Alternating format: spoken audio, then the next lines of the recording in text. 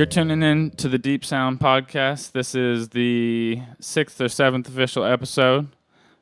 Intuition speaking. Today I'm speaking with Brainorchestra by way of telephone. Brain, say what up. Yo, what up, what up? And we're going to talk for a little bit today. Past episodes of the Deep Sound have been a little bit longer, but we're going to keep this one a little bit shorter, still give you a taste of the music, and move from there. It's pretty laid back, so I break the third wall often. I'll talk to Brain instead of talking to the podcast, you know. Not explicitly professional here. But we can get it kicked off with a question. I usually like to talk a little bit. I was telling Brain before, I usually like to talk a little bit before we play some of the music.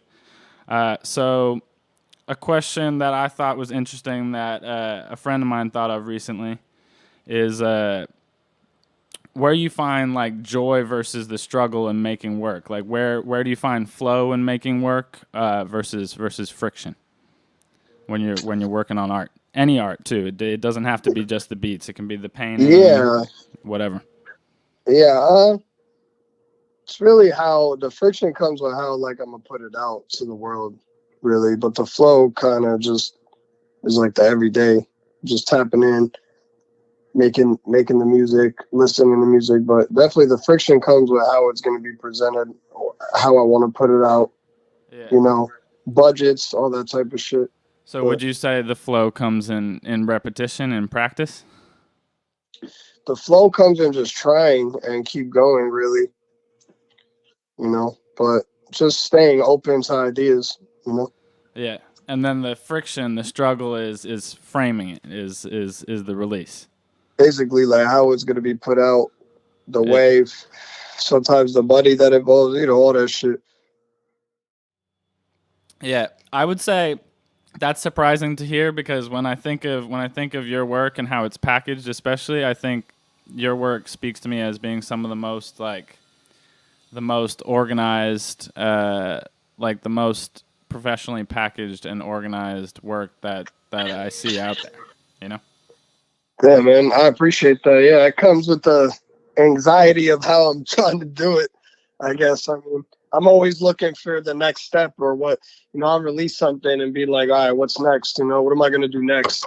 Yeah. It's going to fuck them up in the head, like, you know? Yeah. Yeah. Would you say that's how you get most of, would you say you find most of your inspiration within yourself or within the outside world around you? I find a lot of inspiration in myself and people like me, I guess, that do what I do, sell their own music, you know, this, that, and the third. And just listening to music, digging vinyl, hearing new shit, old shit, like, sometimes I'm finding crazy music that was released 60 years ago. It's just out of this world, you know, 50 years ago. So I'm always just getting inspired by a bunch of shit. And it's not just music, you know, but life and other people's art, my friends, shit like that. Shit just kind of being grateful for shit kind of keeps me inspired. You feel me? Yeah. And then in turn, like I definitely see how I work and I try not to be hard on myself, you know, so I kind of, you know, translate that to just working harder. Yeah. How far in the future would you say do you plan on making something? Like, do you get hit with an idea and execute immediately, or do you find yourself often like planning?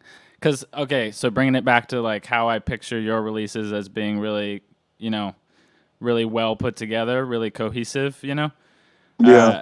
Like, would you say that that type of idea, like, yeah, would you say you plan things out, like you take steps and plan things out, or you say you're more just you take that ambition and you just go for it on the spot all the time? I mean, I it's kind of a mix of both. Yeah. But like I've done a lot more like the last two projects and the projects that are going to come out within the end of this year. And next, it's a lot of planning. I feel like as of late, I've been planning way more than ever, kind of doing things ahead. Like my last record, Message to You, like I started funding that record like end of like February, Yeah.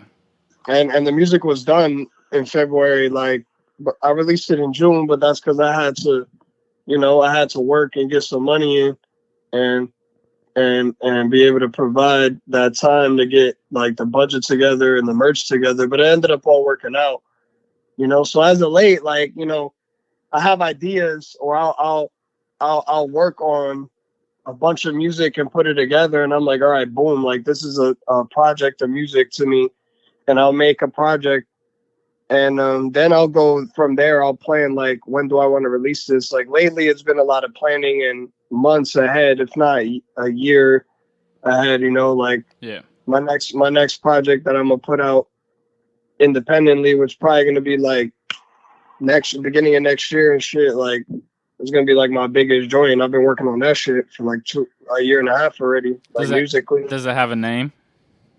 Nah, nothing really. I mean, That's a big thing for me. That's a big thing for me. Yeah, it does. It has a name. I'm gonna let time go. No. Yeah. But people know. But people know. Like people know I'm gearing up a self-produced like rap album. Like where it's So that's what I'm leaning towards. And yeah, that required a lot of planning. Like I could just release it, but the way I'm trying to approach it in all angles, I'm trying to like just do a step up and re-inspire myself to all right, cool. Like now what's next, Yeah.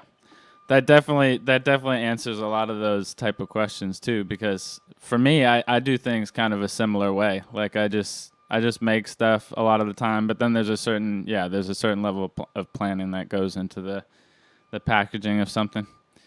Yeah. What would you say? So you brought up Message to You. I think that'd be a good, obviously, since it's your latest release that's out there, big. Like, was that the release that got listed on Best Beat Tapes of June on Bandcamp? Absolutely. Yeah. So I saw that. I only saw that. I don't know when the article came out. Maybe it did come out yesterday or something, but I think I saw that yesterday. And I thought that was pretty sweet because you're on there with like Kalen Ellis and a bunch of people. Soundtrack. Yeah, Soundtrack I've been following heavy too because he just won some beat competition recently, but I was also following him before, like way before that, obviously, because he's produced for, he had a goat of people. Which is just super good company. Weren't you? He's like my favorite. He's like my favorite producer right now on Soundtrack. He's the best. Yeah, like, I personally, in my opinion, I think he's personally the best right now. But that's just my opinion. He's nasty as fuck. Yeah, he flips the most bizarre things too. Like some of the like there's nights, man. I'll be on. Not to stray away too hard, but yeah, there's nights I'll be on Zoom with him and a few other homies, and we're just showing each other records, playing each other beats, and it's always just some fucking crazy shit, dude. That's incredible. Yeah, that guy's a genius, man. Real shit. I'm gonna have to reach out to him about speaking to him too, because he responded in messages, on Instagram a couple times mostly about his posts though. Yeah. But he's a good dude, man. He'll do it, man. He's a good guy, bro. Yeah. Trust me. No, I'm sure. Especially since he'll see that I did a talk with you, hopefully. Absolutely. No. I'll swing it to him. I'll alley that. Yeah. Yeah. So, and were you also featured on a compilation with some Jay Dilla tracks or something recently? Yeah, the dude Perverse. He's this like big Denmark rapper that tapped into my shit like a few years ago randomly. Yeah. Wanted to buy beats. He bought a beat, and that song that he bought it like in 2017, 2018. I don't know, some shit like that. That's a while ago. Yeah, he put it on the album, and like J Zone and Knots and fucking all these other dudes, legends got fucking production credits on it. So it's like, people are like, "Oh, you rapped on?" Nah, I didn't rap on no Dilla shit, yeah. But I'm on a project with his shit, and that shit put an extreme battery in my back. I was just like, all right, boom, like, yeah, shit's going. So that's crazy. Yeah, it was insane, man. To read my name on that list, I was just like, this is fucking out of this world. Yeah, All right, so to get into some music before we lose too much attention with the time here, people have a short attention span. I've noticed when listening to these things. So, what's a song off Message to You?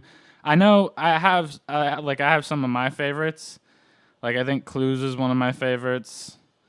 Off of it. I like I mean I like a lot of the tracks because I always like the sampled stuff too. But I mean, yeah, mostly sample stuff. But yeah, what would be your favorite song off the project? What would be the most communicative song for the message? I like It's Like Art is one of my favorite ones. Love the Truth is crazy. Yeah. I think Running My Course is crazy. I feel like I was just doing some things like especially on this album with those specific. I mean the whole thing, but I was experimenting with those for sure. Yeah. All right. We'll take one of those. I'll probably cut in It's Like Art right here. So without further ado, I'm just gonna say before I cut it, this is It's Like Art by Brainorchestra. All right, perfect. Keep shit cool, niggas. Everybody wanna eat. Everybody wanna get this money. Everybody can be happy.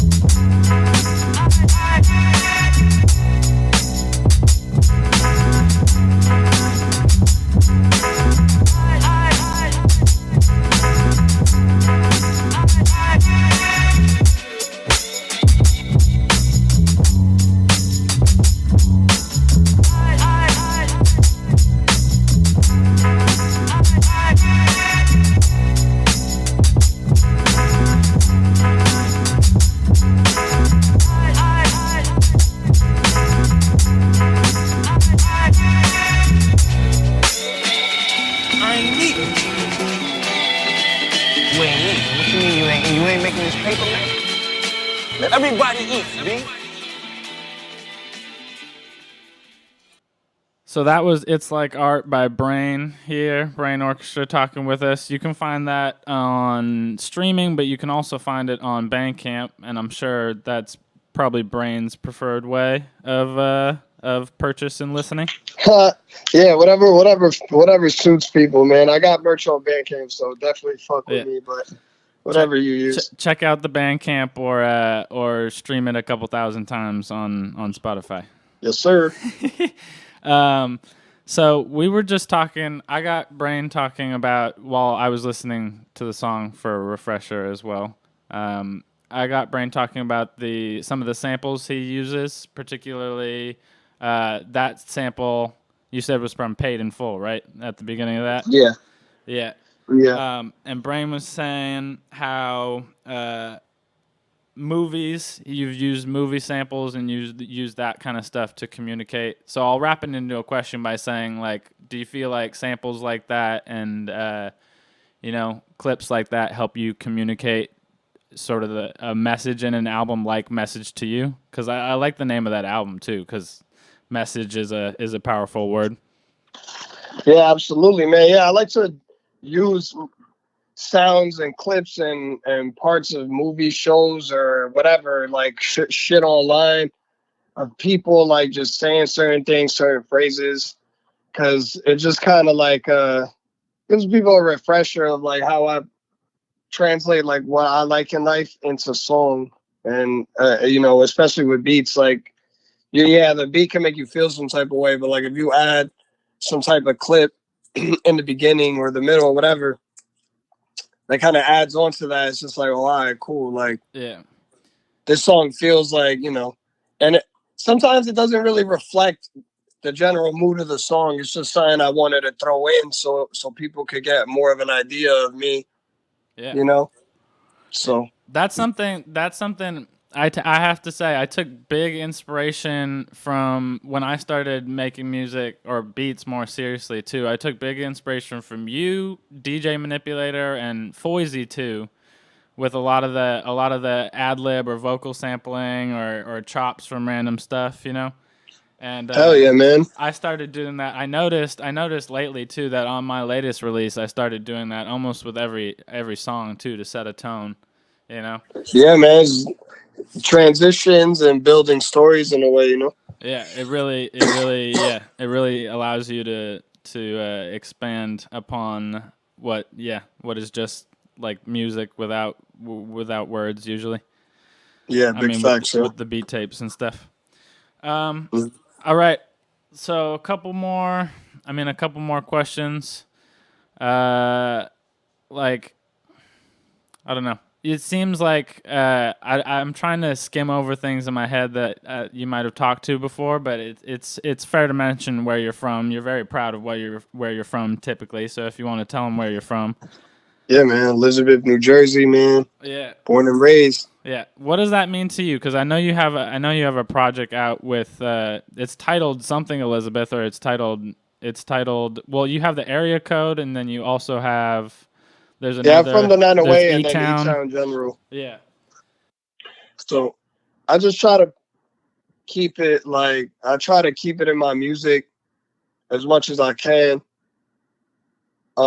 Because, you know, being from here is what made me who I am as a person, how I take in life, you know, growing up in a city environment, like an urban city environment, and around all types of people, all types of, you know, just all different types of people kind of dealing with the same shit, not fully, but, you know, lower middle class, public school shit, and just like corrupt city politicians and, you know, all that type of shit, gang violence and drug shit. And, you know, so it's like, would you know, say... being from here is like important to me as a person, because I'm a young individual who made something out of myself and didn't get caught up in no type of shit that a lot of people that I know got caught up. And thankfully, you know, my family,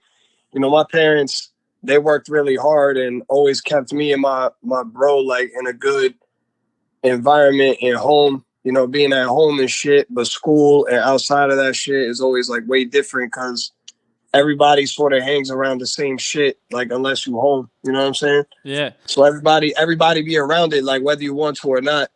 So it's just applying that in my world and trying to represent where I'm from, because a lot of people don't do that out here. Yeah. So I feel like I'm not gonna forget where I'm coming from, you know? Yeah, I feel like that's lost on a lot of. I feel like, especially in rap, that used to happen a lot more often.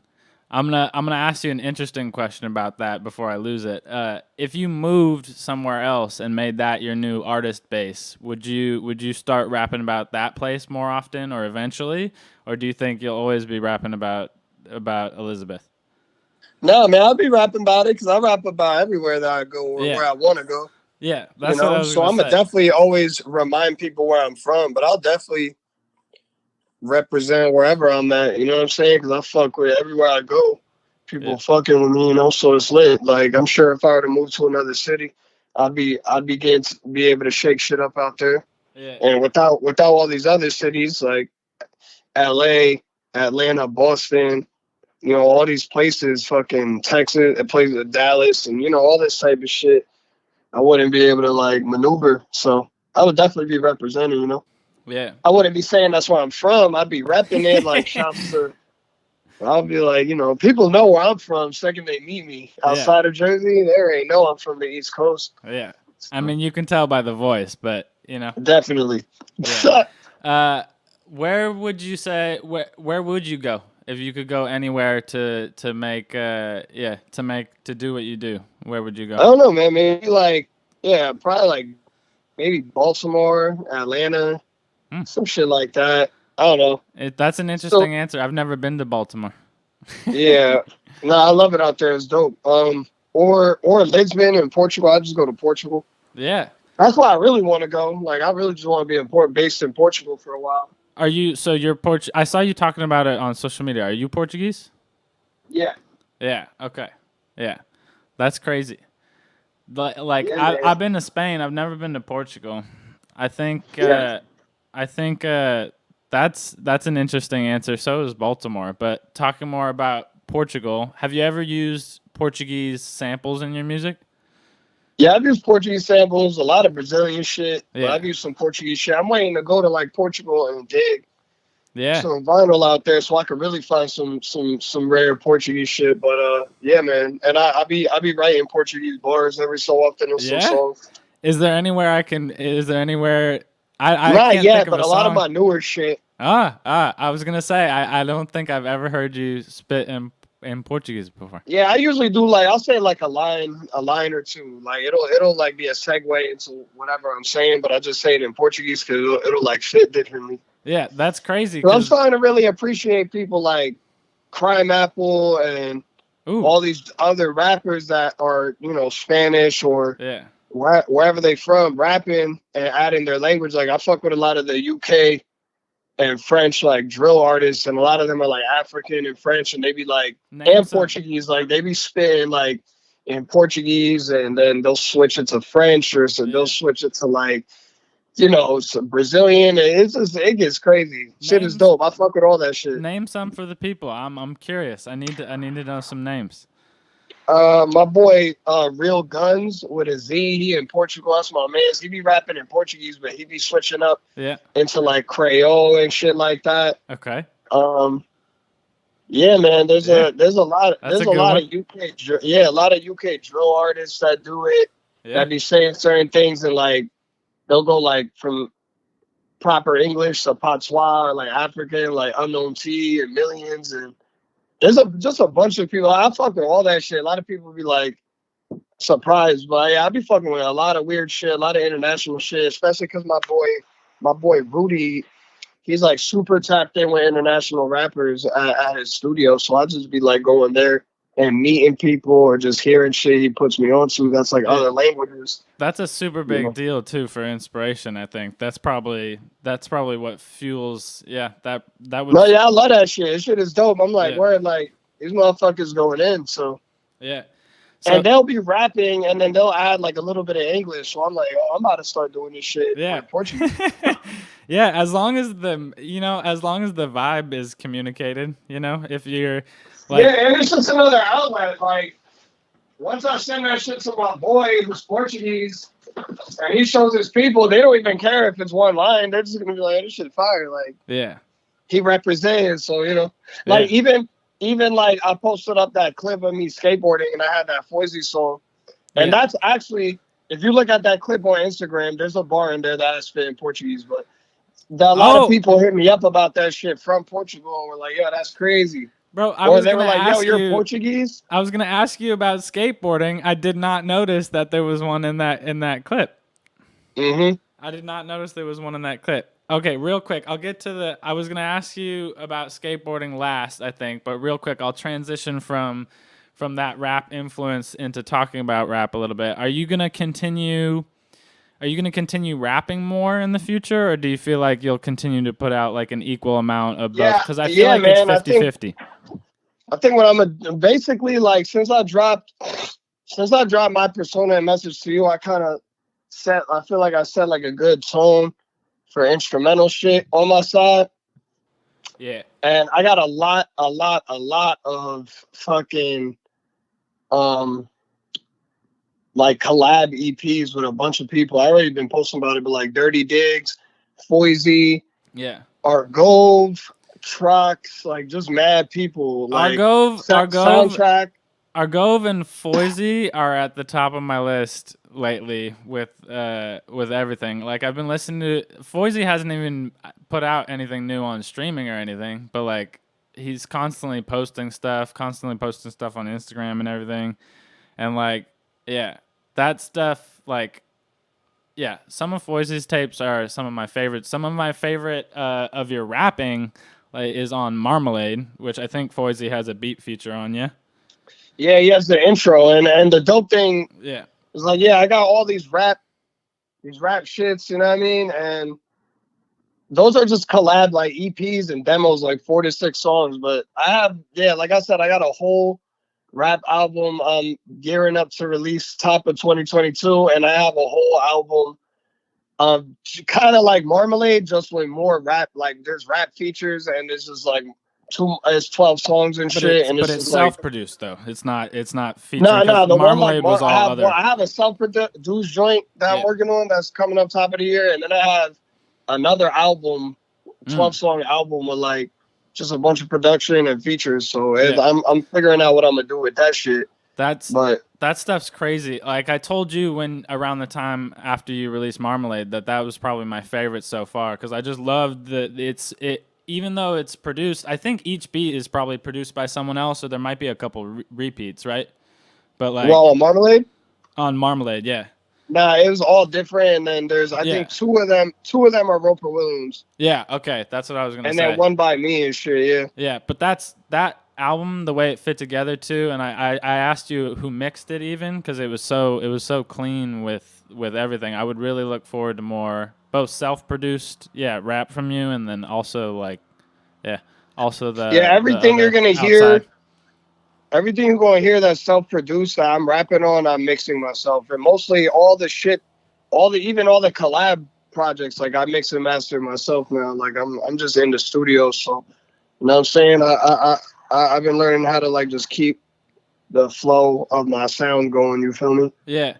So one more quick music break. We're going to wrap it up soon because we're nearing that half-hour mark in a little bit. I was going to say one more. If you had to pick a song from your whole discography that's like maybe not, I wouldn't say anything of yours is overplayed, but like I'm sure most people that interview you or most people that do write-ups might pick similar tracks and stuff. But what's a song you feel really proud of that you feel it needs more attention, or that might be like more towards your current view too, like your current path or destination? I mean, to be honest, man, really, man, I just listen to my new shit. Only the new stuff. If you want to, I'm not too pressed. I think everything I drop gets some pretty good shit going. But I think a song that I'm really proud of that we could play. Yeah, I was gonna say what's something, because that's a good answer too, though. That's a good answer too. But like I would say, what's one song then off the new album still? We did It's Like Art, but what's another one? You said Running My Course. Yeah, I feel like that's one that is crazy. Yeah. All right. We'll play that. Just so you know, though, because this is instrumental too. So just so you know, Brain does rap a lot, and you can look forward. It sounds like you can look forward to more of that in the future. Yeah. So, yes, sir. So we'll play Running My Course real quick. This is going to be Running My Course by Brainorchestra. We'll be right back with the Deep Sound Podcast to wrap it up after this. All that is visible must grow beyond us, extend into the realm of the invisible.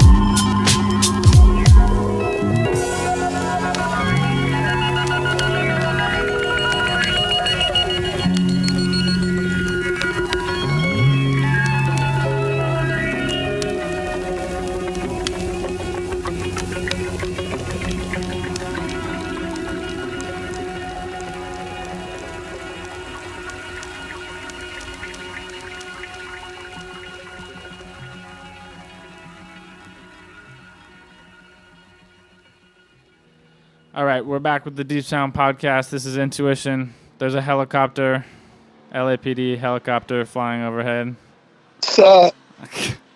Going somewhere to bother somebody. All right, gone. I was gonna ask a couple more things before we log off here. I usually reserve the end of the interview or the end of the talk for, off brand questions, off music questions. Yep. So you mentioned that skateboarding clip that had a Foisey, I think you said Foisey joint in the background. Yep. Yeah, I saw that and I was wondering how often or what is your involvement with skateboarding?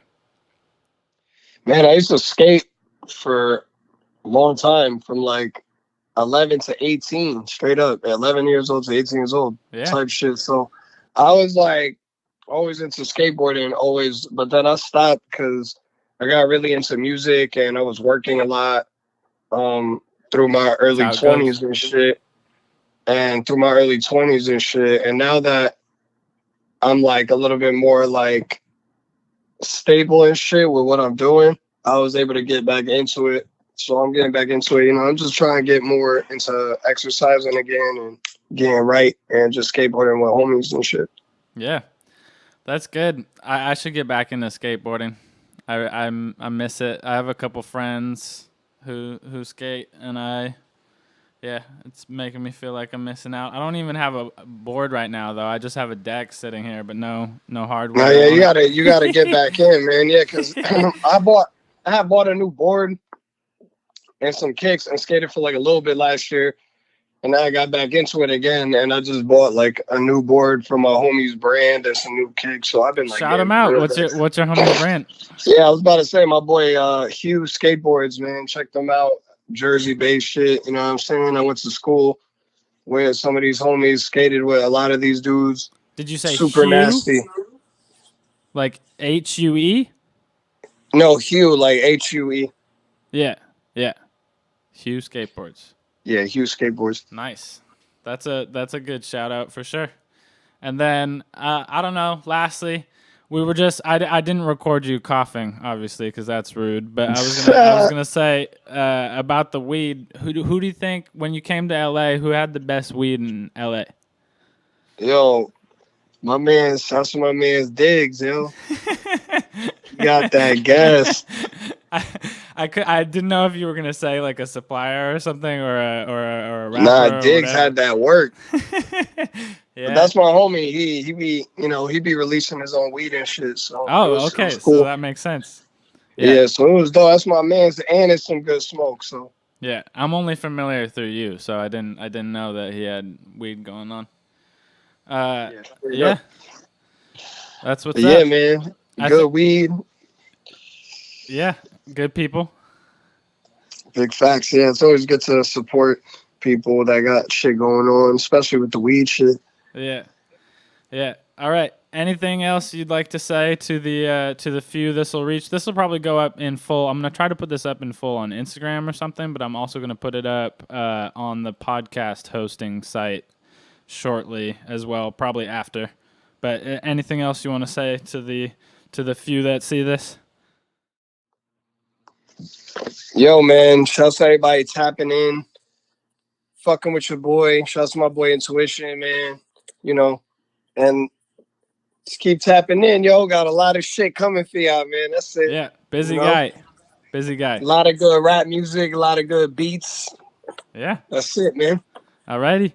Make sure to check out Brain. It's Brainorchestra on streaming, on Bandcamp. Where else can they find you? Man, yeah, Brainorchestra.net. You can find me everywhere through my website. Perfect. That's excellent. And you can find this new episode will be on intoishun.com. It'll be on my IG page. Yeah, it'll be available. I'll make it available. All right. Oh yeah. Signing off. This has been Intuition and Brainorchestra signing off on the Deep Sound Podcast from Long Beach, California, and Elizabeth, New Jersey. Peace out, yo. Peace out. Take care. Yeah.